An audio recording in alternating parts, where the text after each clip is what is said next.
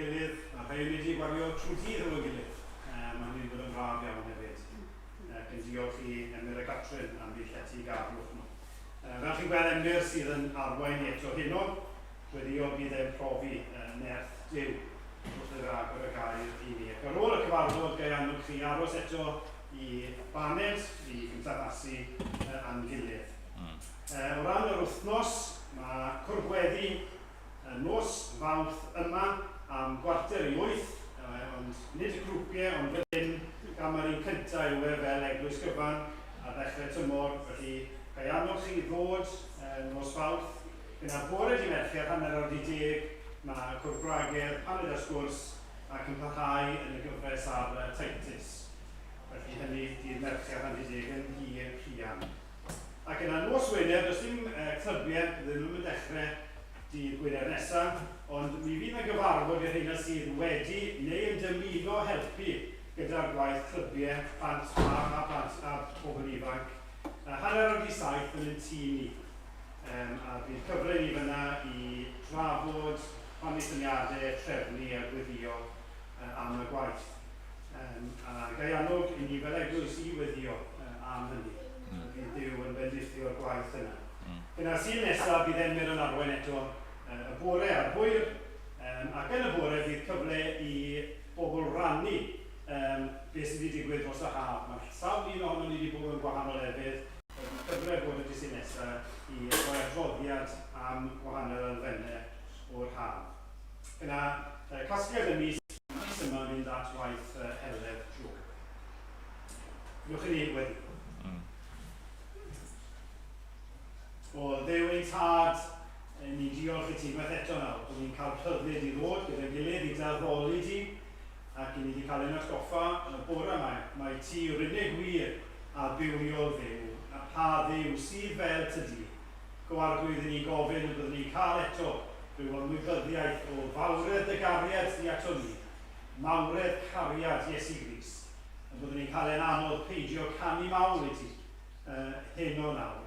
Ac y bydde di hefyd yn cynorthwyo'r arglwydd i garu ei gilydd, arwain ni trwy'r cyfarfod. Ni'n gweddio i ti roi help i ni i ganolbwyntio wrth ni ganu, wrth ni wrando'r dy air yn cael ei ddarllen, a byddwn ni'n cydweddio wrth i'r dy air gael ei agor, a byddwn ni'n cymhwyso'r gair yna i'n gwydau ni, ac y bydd e'n cael effaith ar yr wythnos sydd o'n blaen ni. Ti'n mynd nawr o bydd rhagor ar ei disyfiadau ni am bod ni'n gofyn y cyfan, er chlod i ti, a chlod i Iesu Grist, a cyfan yn ei enw fe. Amen. Amen. Diolch yn gwyddio. Ni'n mynd i ganu emyn efo'n gilydd, yn parhau efo'n thema ni am y dydd. Ni wedi bod yn meddwl am gariad Duw ato ni, a'r ffordd mae'r cariad yna yn gweithio yno ni. Dod â ni i'w garu ac fel byddwn ni'n ystyried heno yn dod â ni i garu eraill. Felly ni'n mynd i ganu rhif 213 yn y llyfr yma. Emyn enwog. Dyma gariad fel y moroedd. Tosturiaethau fel y llu. Twysog bywyd pyr yn marw. Marw i brynu'n bywyd ni. Pwy all beidio a chofio amdano? Pwy all beidio a threithi ei glod? Dyma gariad nad a'n angof tra fo nefoedd wen yn bod. Yn ei sefyll i ganu.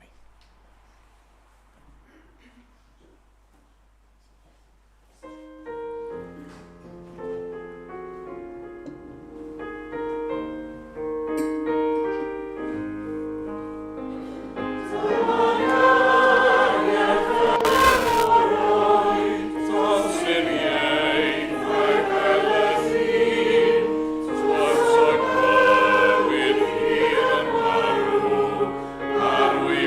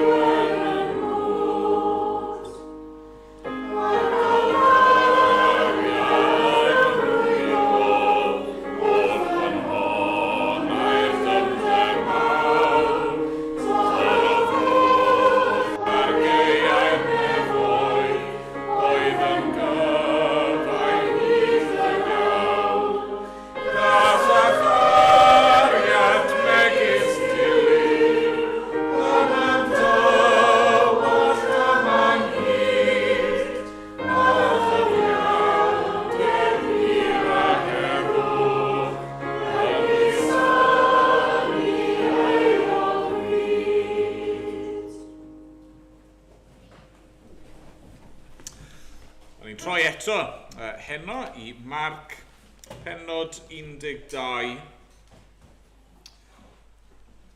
ac adnodau 28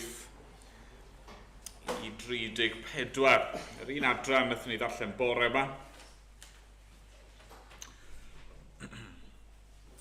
Marc 12 ac dechrau'n adnod 28. Dyma air ein Duw ni. Daeth un o'r ysgrifenyddion at Iesu, wedi ei clywed yn dadle ac yn gweld fod Iesu wedi ei hateb yn dda. A gofynodd iddo, prin yw'r gorchymyn cyntaf o'r cwbl? Atebodd Iesu, y cyntaf yw gwrando, o Israel. Yr arglwydd ein Duw yw'r unig arglwydd, a char yr arglwydd dy Dduw ath holl galon, ac ath holl enaid, ac ath holl feddwl, ac ath holl nerth. Yr ail yw hwn, car dy gymydog fel ti dy hun. Nid oes gorchymyn arall mwy na'r rhai. Dywedodd yr ysgrifennydd wrtho, da y dywedais dathro. Gwir, mae un ydyw, ac nad oes dyw arall ond ef. Ac mae ei garu ef ar holl galon ac ar holl ddeall ac ar holl nerth a charu dy gymydog fel ti dy hun yn rhagorach na'r holl boeth o ffrymau a'r aberthau. Phan welodd Iesu ei fod wedi ateb yn feddylgar, dwedodd wrtho, nid wyt ymhell oddi wrth deyrnas Dduw, ac ni feiddiau neb ei holi ddim mwy. Amen. Amen. Nawn ni weddio, nawn ni droi at Dduw yn gweddi. O arglwydd ein Duw, i ni yn diolch i ti am yr adran yma, i ni di bod yn edrych arni bore yma a heno. Ni'n diolch i ti am yr arglwydd Iesu Grist, y Duw ddyn, y Meseia, yr un a ddaeth i geisio ac i gadw y colledig. Ni'n diolch i fod wedi byw y bywyd hyfryd, prydferth, perffaith, pur hwnnw. Ni'n diolch dy fod ti o dad yn gallu edrych ar y mab a dweud amdano fe, hwn yw fy mab, yr anwylyd, yr un rwy'n ymhyfrydu ynddo. Ni'n diolch bod yr arglwydd Iesu wedi dod a i fod wedi datguddio i ni. Sut un o'i ti o ddim? A di dangos y ffordd i ni i ddod yn ôl at y ti. A ni'n diolch fan hyn am amynedd yr arglwydd Iesu, a doethineb yr arglwydd Iesu, ac awdurdod yr arglwydd Iesu wrth ymateb ac ateb cwestiynau y bobl o'i gwmpas e. Ni'n diolch bod neb wedi gallu ei ddale mas fel petai, neu i dwyllo fe fel petai, ond na fod yn ateb, a hynny mewn ffordd sydd yn pwyntio pobl at y ti ac at ei hangen nhw. Dad, ni'n diolch fod ti heno nawr yn siarad â ni. Ac arglwydd yn gweddi ni yw y byddwn ni yn clywed y lais di. Ni'n meddwl am yr ysgrifennydd yma na ddod at Iesu, yr un ni'n clywed fod e'n feddylgar. A Iesu'n dweud wrtho fe bod e mor agos, bod e ddim ymhell o deyrnas Dduw, a doedd e ddim yn bell. Oedd e yna'n siarad gyda'r brenin ac yn clywed llais y brenin. Dad, i ni heno, i ni ddim eisiau bod yn reit agos at y ti. I ni eisiau bod yn dy bresenoldeb di. I ni eisiau heno cael bod yn rhan o dy deyrnas di. I ni eisiau bod yn bobl sydd wedi ei hachub trwy ffydd ac sydd nawr yn gallu cadw dy orchmynion di. Ac yn gallu dy garu di yn fwy na dim byd arall. Ac yn gallu caru eraill fel i ni'n caru'n hunan. O Arglwydd, helpa ni. Helpa ni yn hyn. Dad, i ni methu gwneud y pethau yma yn ein nerth yn hunan. I ni dim ond yn gallu i'w gwneud nhw trwy nerth dy ysbryd glân di. Wrth i ti ein gosod ni'n rhydd o'n caethiwed ni i bechod ac i'r tywyllwch, ac wrth i ti ddod â ni i dy oleuni di. Arglwydd. Anadla dy ysbryd di arno ni yn awr. Llenwa ni Arglwydd a dy ysbryd glân di.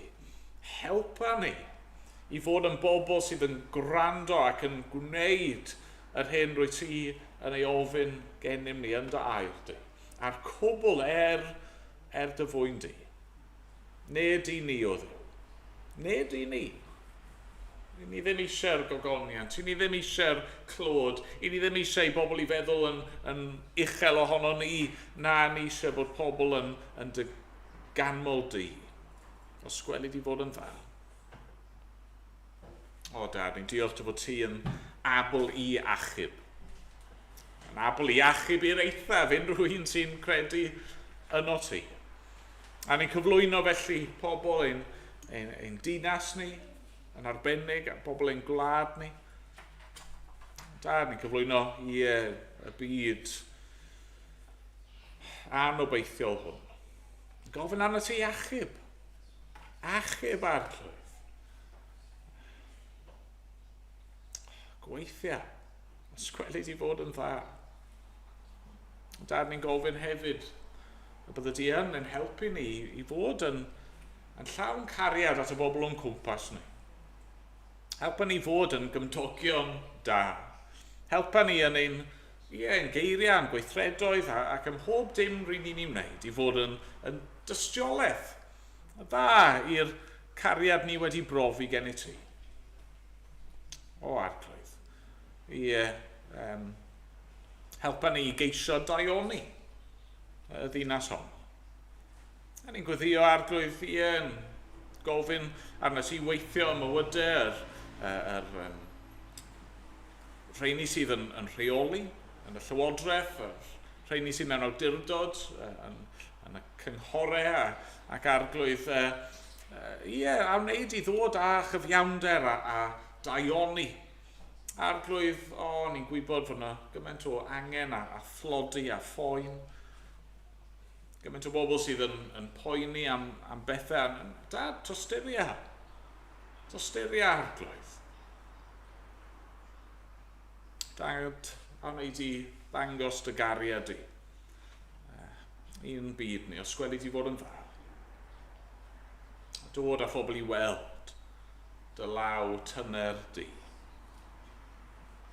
Arglwydd, bydd gyda ni nawr. Rwy'n nerthu ni, helpa ni ganolbwyntio. Derbyn ni'n ddiolchgar. Yn enw ac yn heiddiant yr Arglwydd Iesu Grist. Amen.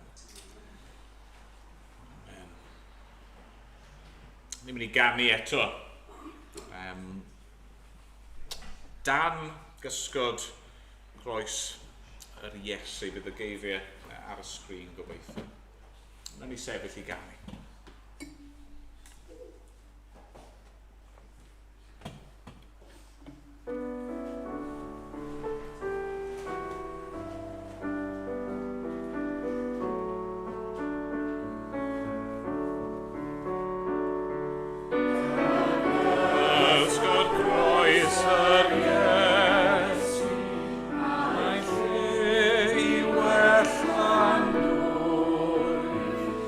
Of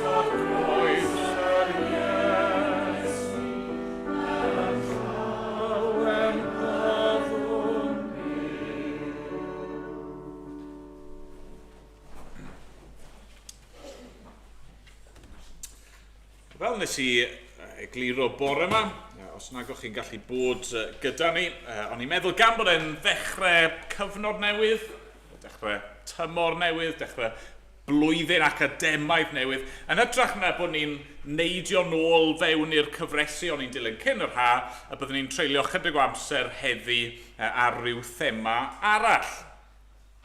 Ac o'n i'n ceisio gan yr arglwydd rhyw arweiniad am beth oedd ei angen arno ni fel eglwys, beth ddylse fod ein nod ni ar gyfer yr wythnosau a'r misoedd nesaf. Do'n i yn teimlo bod fi wedi cael yn arwain i'r adran yma ddarllenon ni. Marc 12, adnodau 28 i 34, a felly fel wedes i bore yma, mewn ffordd, be ni wedi cael heddiw yw dwy hanner bregeth. Ni wedi edrych ar yr un testyn, ni wedi cael ei hanner y bore yma, wrth meddwl am y gorchymyn cyntaf yna. Car yr arglwydd y dduw, ath holl galon, ac ath holl enaid, ac ath holl feddwl, ac ath holl nerth. A nawr heno ni'n dod ymlaen i'r ail o'r chymyn yma. Nawr, y cyd-destun sydd yn ni fan hyn, fel sonies i bore yma, yw mae Iesu yn agosau at y groes. Ni yn yr wythnos ola o'i fywyd a mae Iesu wedi cyrraedd Jerusalem, yr ymdaith fuddugoliaethus wedi bod, a felly mae yna bobl nawr yn ei herio fe, yn gofyn cwestiynau iddo fe. Ac yn aml iawn, yn yr Efengylau, pan mae pobl yn gofyn cwestiynau i Iesu, dyw e ddim yn rhoi'r ateb maen nhw'n disgwyl. Dyw e ddim weithiau yn rhoi'r ateb neu'r math o ateb bydden nhw'n disgwyl. A mae hynny'n wir fan hyn, yn dydy. Mae'r ysgrifennydd yma wedi dod, mae wedi gofyn cwestiwn, a mae'n cael ateb, a mae wedi plesio gyda'r ateb. Mae Iesu wedi ateb y cwestiwn, ond, wnaethoch chi sylwi, mae Iesu yn gwneud mwy na hynny, yn dydy. Mae Iesu'n mynd tu hwnt i ateb y cwestiwn. Mae'r ysgrifennydd yma, yr arbenigwr yma yn y gyfraith yn dod, a mae'n gofyn prin yw'r gorchymyn cyntaf o'r cwbl. Beth yw'r gorchymyn mwyaf pwysig? Pa un o'r gorchmynion yma dylsen ni fod yn hollol sicr a saff bod ni yn ei gadw? A mae Iesu'n ateb. Mae'n dweud, yn adnod 29, y cyntaf yw hwn. Ond dwi ddim yn stopio fyna, ydy e. Mae'n mynd yn bellach. Mae'n ychwanegu, bod yr ysgrifennydd ddim wedi gofyn am hyn, mae'n ychwanegu ail. Adnod 31, yr ail yw hwn. Car dy gymydog fel ti dy hun. Nid oes gorchymyn arall mwy na'r rhain. Mewn man arall, mae'n dweud, mae'r ail yn debyg iddo. Hynny yw, maen nhw'n perthyn gyda'i gilydd. Mae Iesu fan hyn yn dyfynnu eto o'r Hen Testament, dyfynnu o Leviticus pennod 19, adnod 18, ond mae eisiau ni stopio i feddwl pam. Pam bod Iesu'n gwneud hyn? Pam bod e'n ychwanegu'r ail o'r chymyn yma? Ni'n gallu deall y cyntaf, ynddi ni? Mae'n gwneud sens. Ni wedi cael ein creu gan Dduw, ni wedi cael ein creu ar lun a delw Duw, ni wedi cael ein creu i fod mewn perthynas gyda Duw, a felly mae'n hollol naturiol. Dylsen ni fod yn bobl sydd yn caru Duw. Ond pam bod Iesu'n teimlo bod e'n methu stopio fyna fel petai ond bod e'n gorfod mynd ymlaen a ychwanegu'r ail o'r chymyn yma? Wel, yr ateb wrth gwrs yw achos bod nhw'n perthyn i'w gilydd. Yn wir, gallech chi bron a bod mynd mor bell a dweud chi methu cael y cyntaf heb bod yr ail yn dilyn y naturiol o hynny. Maen nhw ynghlwm a'i gilydd. Maen nhw'n package deal. O, do, ni wedi cael ein creu ar lun adelw Duw, i fod mewn perthynas gyda Duw ac i'w garu ond ni hefyd wedi cael ein creu fel pobl, fel cymuned, sydd i fod i garu Duw gyda'n gilydd ac i garu ein gilydd. Os ydyn ni yn caru Duw, sut gallwn ni wneud unrhyw beth arall ond caru pobl sydd ar lun adelw Duw? Os yw wedi'n caru ni ar fath gariad, sut gallwn ni wneud unrhyw beth arall ond caru eraill? Mae'n y gan enwog yn does. Frank Sinatra fi'n cofio'n canu, Love and Marriage. Chi wedi clywed e? Love and marriage go together like a horse and carriage.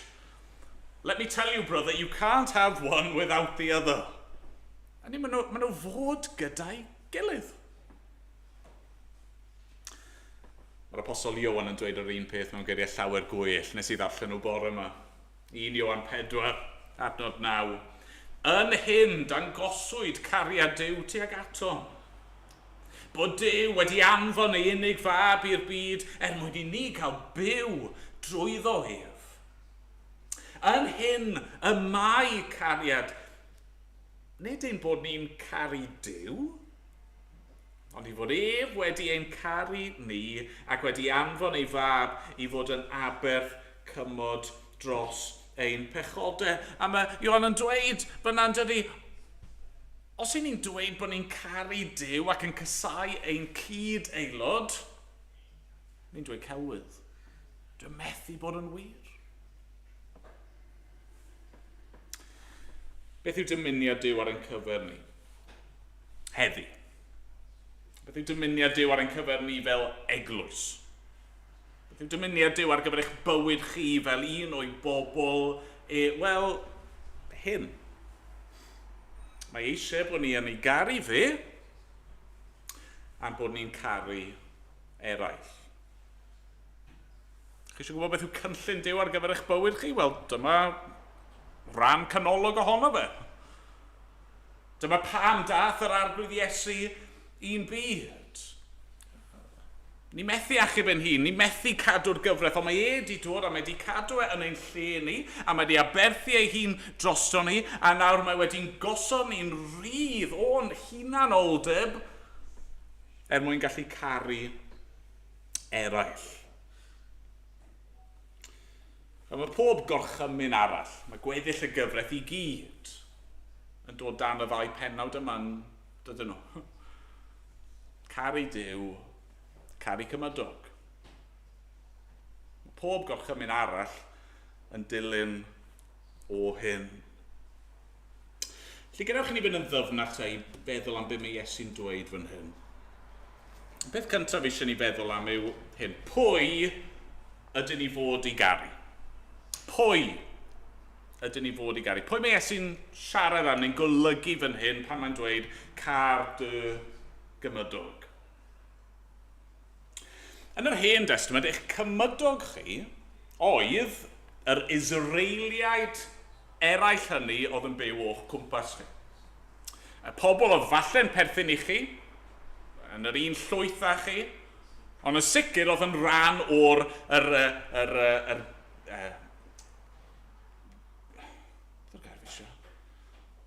genedl, mae'n drwg dy fi, y genedl yma, oedd Duw wedi dewis y bobl cyfamodol. Dyna pwy oedd eich cymydog. Nawr, oedd y gyfraith hefyd yn siarad am bobl eraill. Oedd yna orchmynion am siwrdach chi fod i drin ymwelwyr, dieithriaid, pobl oedd yn y tir dros dro neu am gyfnod o amser. Ond yn yr Hen Testament, pan chi'n darllen y gair cymydog, yr person fydde wedi dod i'r meddwl, yr hyn fydde wedi cael ei olygu yn reddfol, yw Israeliaid eraill. A mae hynny'n le da i ni ddechrau, yn dydy? Pwy ni fod i garu? Pwy yw ein cymydog ni fel Cristnogion? Wel, yr ateb cyntaf yw yr eglwys. At bwy mewn cyfrifoldeb cyntaf ni fel Cristnogion? Wel, at ein gilydd. pobl ddew. Pobl ddew yn y stafell yma. Pobl ddew sydd yn cwrdd mewn gwahanol lefydd yn y ddinas yma heddi. Pobl ddew sydd yn cwrdd ar hyd a lled ein gwlad ni ac dros y byd. Pam bod yn ei cyfrifoldeb yw caru nhw? Wel, achos nhw yw ein teulu ni. Ni'n frodyr ac yn chwiorydd, ni'n rhan o'r cyfamod newydd yma yng ngwaed yr arglwydd Iesu Grist. Ni'n un yng Nghrist, ni'n rhan o'r un corff. A Christ yn ben ar y corff. Wedi dweud hyn o'r blaen, ond mae dych chi fwy yn gyffredin gyda Cristion yn Timbuktu, neu lle bynnag yw'r lle mwyaf pell, exotic, diarffordd. Ydych chi fwy yn gyffredin gyda'r Cristion yna na sydd gennych chi'n gyffredin efo anghredadyn sy'n byw ar yr un stryd â chi.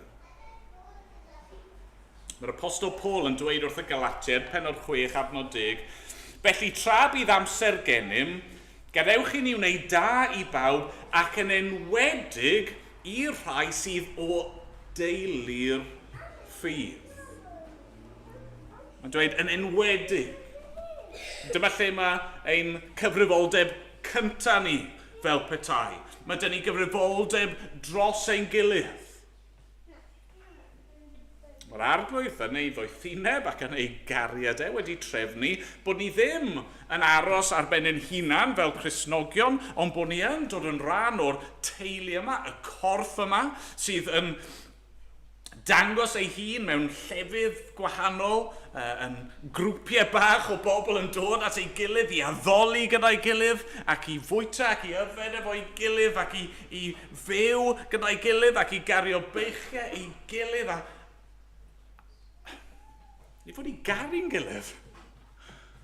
Nid roi lan gyda'n gilydd, nid just goddef ein gilydd, ond caru ein gilydd. Os oes da chi sefyllfa mewn eglwys, lle mae rai yn yr eglwys yna efo popeth maen nhw angen, a mae aelodau eraill o'r un eglwys leol yna yn llwgu, mae'n warthus. Mae'n warthus yn wir ystyr y gair. Dos y beth ddim bod, achos mae'n cyfrifoldeb cyntaf ni at yr eglwys. Ni'n llawenhau gyda'n gilydd, ni'n galaru gyda'n gilydd, dyna fel i ni fod. Dyna fel ni'n dymuno bod, ni ddim wastad yn cyrraedd y nod yna. Dyna ddylse bod ein bwriad ni. Ond wrth gwrs, ni ddim yn cyfyngu'r cariad yma i'r eglwys yn unig, ydyn ni. Wedi'r cwbl, darllenwch eto Galatiaid 6, adnod 10, tra bydd amser gennym, gadewch i ni wneud da i bawb, meddwl Paul.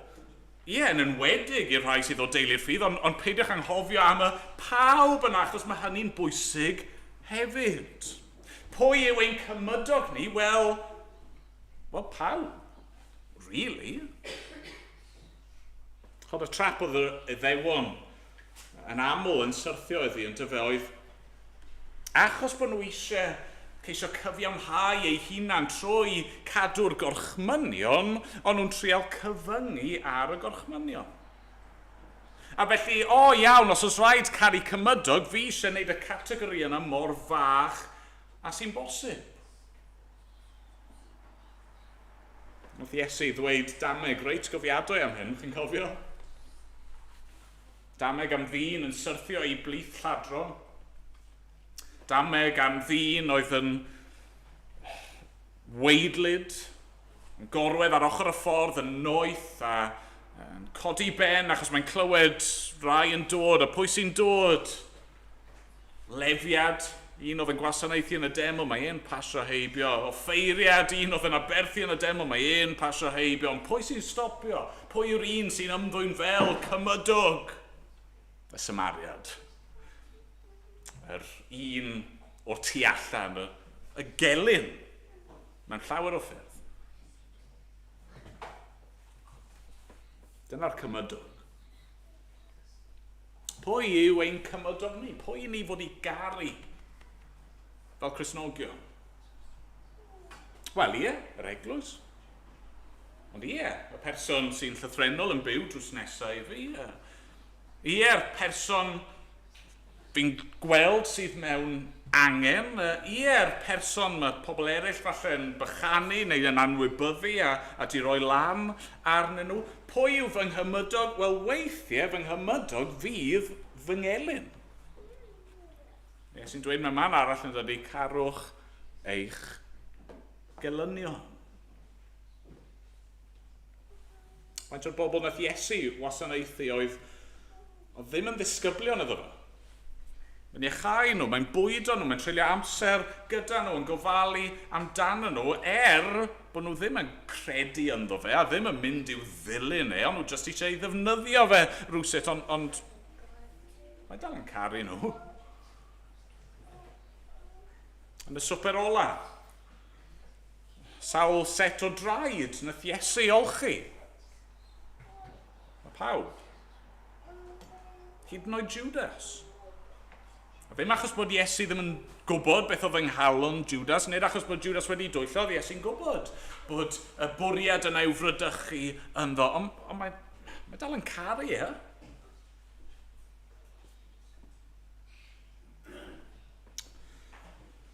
Meddyliwch am sut mae'r arglwydd wedi'n trin ni. Tra yn bod ni yn elynion iddo fe. Fe ddaeth a fe, nath e'n ceisio ni a fe nath yr arglwydd Iesu ddiodde a marw eich mwyn chi. Ac fy mwyn ni. Pwy yn cymydog? Wel, y person yna i fi mewn ffordd i'w helpu. A'i caru. A mae'n yn dod yn ni at ail gwestiwn. Sut ydyn ni fod i garu? Ni'n peth i ddweud bod ni fod i garu pobl, ond sut ydyn ni fod i'w caru nhw?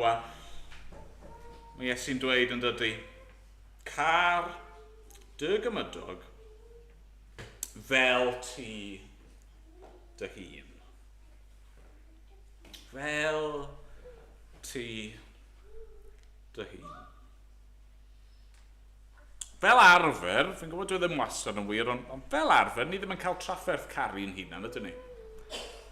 A fi'n gwybod mae'n y bethau amdano ni'n hunan ni ddim yn hoffi, mae'n derbyn hynny, mae'n y bethau byddwn ni'n newid amdano ni'n hunan i gyd, ond fel arfer, ni'n reit dda am roi'n hunan gyntaf. Edrych ar ôl ein hunan. Blaenoriaethu, beth i fi'n hoffi, beth i fi moyn, beth fi'n meddwl sydd ore. Ni ddim yn gorfod dysgu hyn, ydyn ni. Ni'n gweld e'n reddfol mewn plant o bob oed. Fi moyn e. Un fi yw e. Gai un. Fi. A felly be mae Duw yn gofyn gennym ni? Be mae'n dymuno ar ein cyfer ni fel ei bobl yw bod ni'n caru eraill yn yr un ffordd a ni'n caru ein hunan. A mae'r bar yna'n hynod o uchel yn dydy. Mae'n amhosib, ond ni'n gwybod, ydy ni, dyw e ddim yn roedd. Mae'n mynd yn groes i yr hen natur bechadurus yma sydd yno ni. Mae Iesu'n dweud, chi angen newid nawr, os chi'n mynd i fod yn bobl i fi. Chi angen caru pobl yn y ffordd mwyaf hunan aberthol. Hunan anghofus. Stopiwch meddwl amdano chi a roi'ch hunan yn gyntaf. Mae eisiau chi meddwl beth sydd ore i eraill. Gwneud iddyn nhw fel bydden ni'n hoffi pobl i wneud i ni. Trin nhw fel bydden ni yn hoffi cael ein trin. A fel fi'n dweud, dwi ddim jyst yn anodd, mae'n amhosib. Ohono ni'n hunan, mae'n amhosib. Os i chi heno mynd i benderfynu drostoch eich hun, reit, fi yn mynd i brofi fy hunan ger bron Duw. Fi'n mynd i garu fe, a fi'n mynd i garu'n hymydog fel fi fy hun. Come on! Chi'n mynd i fethu. Fel welon ni bore yma, dyna'r pwynt. Dyna'n rhan o be mae Duw yn trial dangos i'r bobl yn y gyfraith, yn ei air. Chi methu gwneud hyn. Pwy sydd wedi llwyddo i wneud hyn? Wel, dim ond un, sef yr arglwydd Iesu Grist ei hun. Na'n reddfol i ni wastad yn mynd i roi'n hunan gyntaf. Ni fel y cymeriad chwedlonol yna, Narcissus. Chi'n clywed amdano fe, yn boi golygus tu hwnt. Mae mor olygus, pan nath edrych mewn i bwll o ddŵr a gweld i adlewyrchiad ei hun, oedd e methu troi ffwrdd. Chi'n galw pobl nawr yn narcissistic, pobl sydd yn rhoi hunan gyntaf, ond dyna siwr mae'r cymeriad yma, o dim byd yn gallu tynnu i ffwrdd fel petai o syllu arno fe ei hun. Dyna siwr un i'n reddfol, yr unig obeth sydd yn yw bod yna rhywbeth fel petai'n rwyg o'n golwg ni oddi wrth o fi ac at rhywbeth gwir. O dim ond gwaith Crist yn ein calon sy'n mynd i'n galluogi ni wneud hyn o gwbl. Dim ond gweld prydferthwch yr arglwydd Iesu Grist. Gweld fe a pwy yw e a'r hyn mae wedi wneud. Gweld ei ogoniant a gweld ei ostyngeidrwydd e'n dod fel gwas. Gweld yr arglwydd ar y groes yn diodde trosto ni.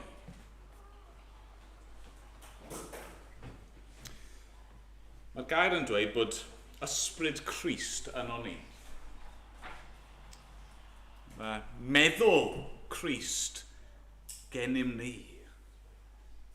I ni nawr, fel Cristnogion, o'n ni ddim yn berffaith, o'n ni'n mynd i fethu, ond ni yn rhydd nawr i allu caru fel hyn. Yr unig ffordd ni'n gallu gwneud yw trwy waith yr ysbryd glân yn ein bywydau ni, ond mae'n bosib. Felly sut mae'n edrych? Sut mae'n mynd i edrych i garu pobl eraill fel i ni'n caru'n hun? Mae'n credu mae'r gair pwysig yw blaenoriaethu. Blaenoriaethu. Chi'n cofio oedd yna ysbysebion ar y teledu blynyddoedd yn ôl nawr, credu mae Oxfam o'n nhw. A fe'n dweud rhywbeth fel hyn, give a man a fish and he can feed himself for a day. Teach him to fish, neu give him a net and he can feed his family for years. Rhywbeth fel nhw'n dweud. Pwynt pwysig. Hynny, siwr chi'n helpu pobl, wel mae eisiau blaenoriaethu, y ffordd gorau o helpu pobl yw defnyddio'r hyn sy'n dychu fwyaf effeithiol. Ond fel Cristnogion, mae eisiau ni fynd ymhellach eto yn does. Ni eisiau darparu ar gyfer anghenion dyddiol pobl ydyn ni eisiau gofalu am pobl am weddill i bywyd nhw, ond teach a man the gospel. He can have eternal life. Na'r efengil yn dyfa. Dyma yw angen penna pob un. Os chi'n Gristion, chi'n gwybod hyn. So oedd rhywun yn cynnig i chi heno yma, tair opsiwn. Gei di dorth o fara, neu be bynnag chi eisiau bita heddi. Gewch chi rwyd pysgota, neu rhywbeth sy'n mynd i ddarparu ar eich cyfer chi am flynyddoedd, rhyw swm o arian cyson. Neu'r efengil. Pa un bysach chi'n dewis? Pa un bys yn well ych chi bod rhywun yn rhoi i chi? Wel, os chi'n Gristion, does na ddim cwestiwn os e. Un ateb sydd. Dyna'r angen sydd yn dod uwch ben, pob angen. A felly, os i ni'n caru pobl, os i ni'n mynd i'w caru nhw fel ni ein hunan, yna'r peth cyntaf ni'n gorfod dweud yw, ni angen rannu'r efengil gyda nhw. Dyna byddwn ni eisiau. Os chi'n mynd i garu rhywun, chi'n mynd i roi'r hyn sydd ei angen fwyaf arnyn nhw. Blaenoriaethu. A hwnna sy'n gorfod dod ar dop y restr. Ond mae angen i ni fel Cristnogion i ddysgu i garu mewn ffyrdd eraill hefyd yn does. Caru mewn ffyrdd ymarferol. Meddwl am anghenion y dydd. Meddwl am fywydau pobl. Dysgwch chi'n troi i Leviticus 19. Yr adran all sydd yn dweud Caerdydd gymydog fel ti dy hun. Mae yna ddeddfau, mae yna orchmynion eraill yn cael ei roi fyna. Na i ddim i darllen nhw nawr, fi'n mynd i aralleirio nhw chydig bach. Mewn ffordd, mae'r arglwydd ei hun yn dangos yn rhoi esiample o'r math o bethau chi'n gallu gwneud mwyn caru'ch cymydog chi, fel chi'ch hun. Do'n i'n dweud aralleirio ydw i, ond mae'r gyfraith yn dweud hyn. Paid bwyta'r holl fwyd sydd yn dy gau di. Gad peth ohono fe ar ôl. Fel bod y tlodion yn gallu dod ac yn gallu pigo ac yn gallu bita. Paid bod mor farus bod ti'n gorfod cymryd y cwbl lot, gad rhywbeth i eraill. Paid dwyn. Mae'n swnio'n obvious, ond mae'n bwysig. Paid dweud celwydd. Paid twyllo. Y bydd yn onest. Os ti'n gyflogwr, tala cyflog y person sy'n gweithio i ti. Paid dala fe nôl.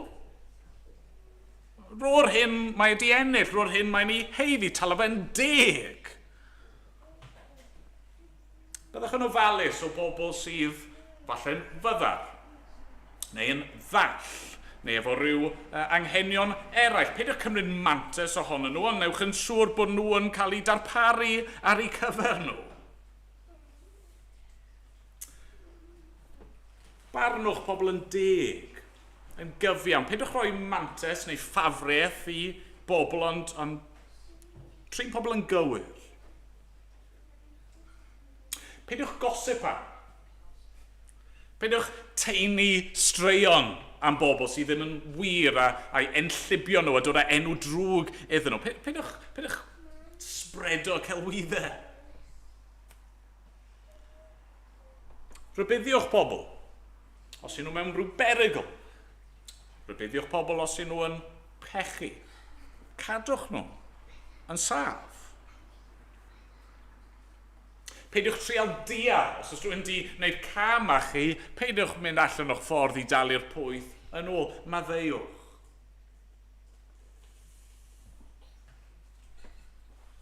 Gallwn ni fy mlaen. Wrth gwrs, mynd i rannau eraill o'r gyfraith. Ond dyma'r math o bobl ni'n cael ein galw i fod.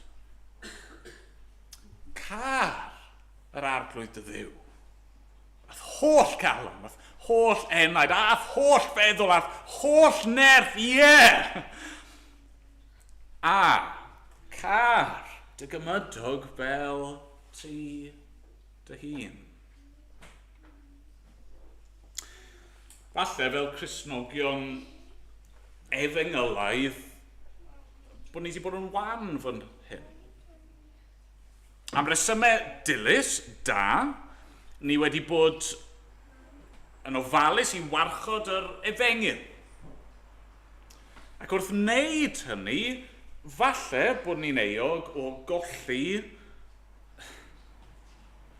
ac anghofio sut i ddangos tosteri a gofal a thrigaredd at bobl.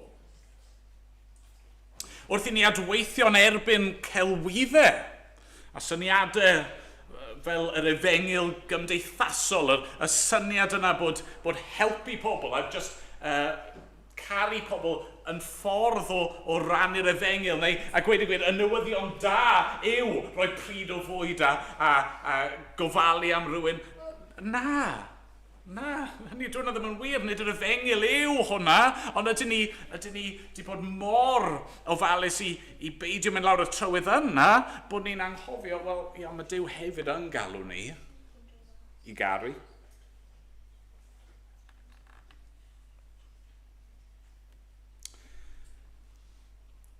Pidwch cam ddeall beth fi'n dweud. Fi ddim eisiau ni newid ein pwyslais ni fel eglwys. Fel eglwys, mae eisiau ni fod yn hollol glir. Mae un efengyl sydd, un efengyl achub, a'r newyddion da yma yw angen pennaf pobl. Fel eglwys, mae dyn ni reswm dros fodoli, a reswm dros fodoli yw i ni yma i gynnig addoliad i Dduw. Ni yma mwyn caru'n gilydd ac annog ein gilydd a cynnal ein gilydd fel pobl yr arglwydd yn y byd, ac ni yma mwyn cyhoeddi'r efengil yna i'r byd o'n cwmpas ni. Ond fel Cristnogion, fel aelodau o'r corff, os na fwy gallwn ni fod yn gwneud? Ni fod i garu ein cymydog fel ni'n hunan.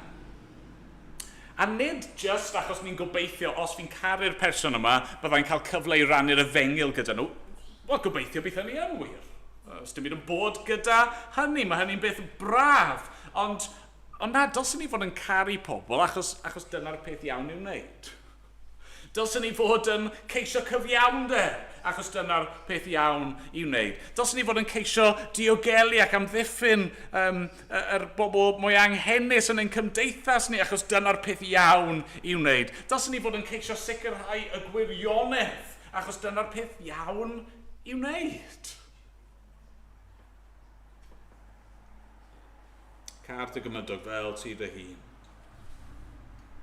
Os na angen yn ein plith ni, os na angen yn eich cymdogaeth chi, os na angen yn ein dinas ni, os na angen yn ein gwlad ni, sy'n ni fel Cristnogion yn gallu mynd ati a bod yn halen ac yn oleuni yn y byd. Sut gallwn ni fynd allan a bod yn oleiadau, yn disgleirio'n llewyrchu yn hywyllwch y byd yma. Na fydde fe'n gret os oedd pobl yn gallu dweud amdano ni, pwyntio ato ni a dweud, mae nhw yn caru Duw. Fi ddim yn credu yn Duw, falle, ond maen nhw'n caru Duw, fi'n gweld hynny ynddyn nhw. A maen nhw'n caru pobl. Clod, iddo fi. Amen. Amen. Gawn ni air o weddi. O arglwydd, ni'n diolch i ti am y pethau hyn. Yn diolch bod ti wedi'n caru ni, a tra bod ni yn dal yn bell oddi wrth y ti ac yn elynion i ti, yn feirw yn ein camweddau a'n pechodau. Dad, ni'n gwybod am y pethau ni wedi ystyried heddi. Ni'n methu gwneud nhw yn unerth ein hunan, a ni'n methu gwneud nhw mwyn ennill dy gariad i, neu mwyn cyfiawnhau ein hunan. Ond Dad, ni eisiau gwneud y pethau yma nawr, trwy yr arglwydd Iesu Grist. Ni eisiau dy blesio di. Ni eisiau gwneud yr hyn sy'n dda yn dy olwg di. Ie, ni eisiau bod yn bobl sydd yn caru Duw a caru cyddyn. Arglwydd, helpa ni. Helpa ni. A wneud i ddangos i ni mwy o dy fawredd a dy heiddiant di. A wneud i helpu ni i weld yn y bobl o'n cwmpas ni. Pobl ar dy lun a dy ddelw di, pobl anghennus. Arglwydd, tora unrhyw falchdeb yno ni, unrhyw hunanoldeb yno ni. Dad, gad i ni, allu blaenoriaethu arglwydd hefyd i wneud yn dda ac yn ddoeth gyda'r hyn sy'n gennym ni. Dad, bydd gyda ni nawr. Yn enw'r arglwydd Iesu. Amen. Amen. Ganwn ni i orffen rhif 36 yn yr atodiad. 36. O eglwys cod a gwisg dy arfogaeth di. Gwrando alwad Crist ein brenin. Ac ymlaen, nhw'n ni sefyll i ganu.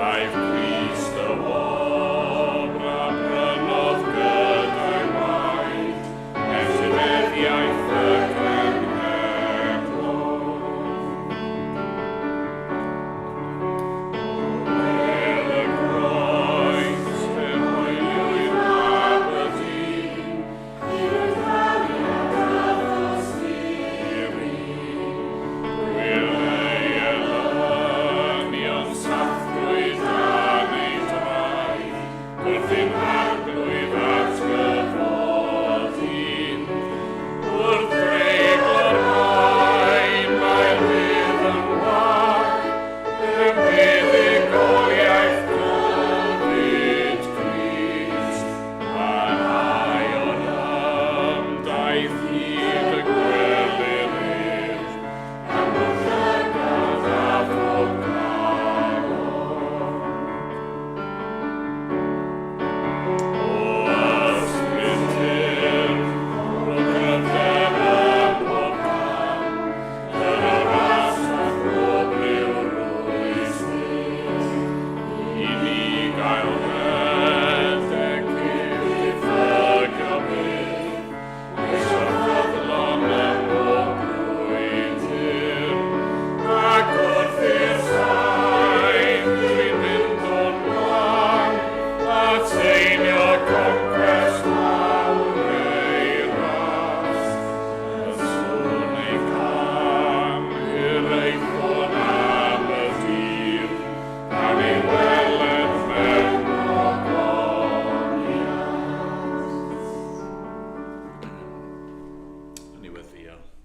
Dad, derbyn ni felly, yn ddiolchgar, gweithio yno ni, a'r cwbl arglwydd, clod a mawl, i ddenw di dy hun.